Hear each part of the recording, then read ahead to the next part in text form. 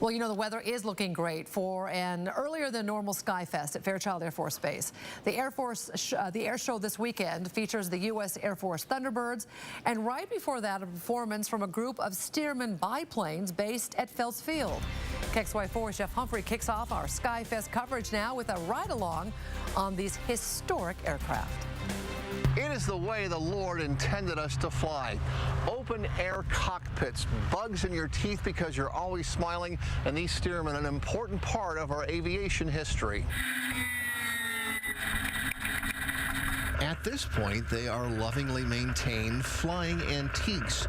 But as the U.S. was drawn into World War II, Stearman PTs were a young pilot's ticket to the sky. If a farm boy could learn how to handle a biplane, his next round of training might be in a bomber or a fighter. And as they got through this step, then they went on to other airplanes that got more difficult. So they had to make sure they were good at this stage before they moved them on to more expensive big airplanes. Today, the Stearman are a reminder of just how far flying has evolved in less than a century. Larry Tobin and his wingman James Love compete in formation flying across the country because formation flying is what kept pilots alive during the war. The bombers, for their protection, didn't want to be out there alone. They needed groups of them, and they sent 600 to 1,000 out on most missions, and 30% didn't come home.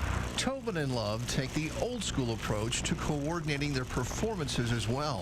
When you're less than 50 feet apart, hand signals and head nods work better than two-way radios. That's what the young pilots learned.